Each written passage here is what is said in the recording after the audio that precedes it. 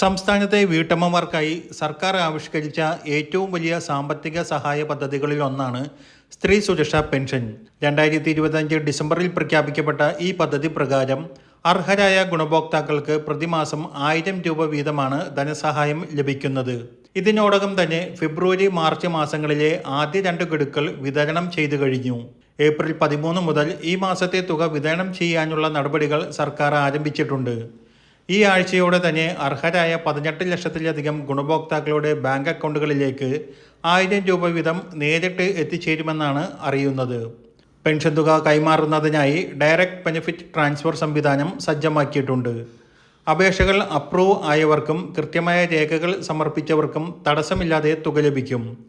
എന്നാൽ അപേക്ഷകൾ നിരസിക്കപ്പെട്ടവർക്കോ അല്ലെങ്കിൽ മടക്കിയവർക്കോ ഈ ഘട്ടത്തിൽ തുക ലഭിക്കുകയില്ല എന്ന കാര്യം പ്രത്യേകം ശ്രദ്ധിക്കേണ്ടതാണ്.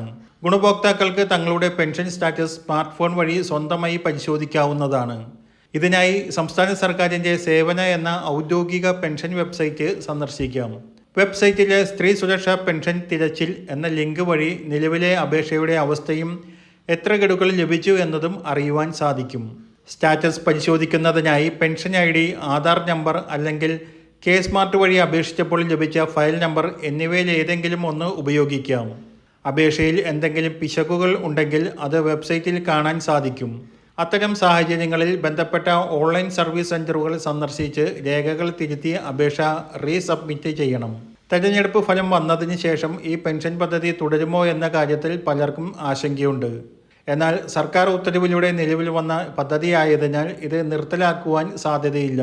പുതിയ ഗവൺമെൻറ് അധികാരത്തിൽ വന്നാലും പദ്ധതി തുടരുക മാത്രമല്ല, പെൻഷൻ തുക 2000 രൂപയായി വർദ്ധിപ്പിക്കാനോ കൂടുതൽ വിഭാഗങ്ങളെ പദ്ധതിയിൽ ഉൾപ്പെടുത്താനോ സാധ്യതയുണ്ട്. നിലവിൽ 35-നും 60-നും ഇടയിൽ പ്രായമുള്ള BPL പിങ്ക് റേഷൻ കാർഡ് അല്ലെങ്കിൽ AAY മഞ്ഞ റേഷൻ കാർഡ് ഉള്ളവർക്കാണ് അപേക്ഷിക്കുവാൻ അർഹതയുള്ളത്. ഇതുവരെ അപേക്ഷിക്കാത്ത അർഹരായ ആളുകൾക്ക് തുടർന്നും അപേക്ഷ സമർപ്പിക്കുവാൻ അവസരമുണ്ട്.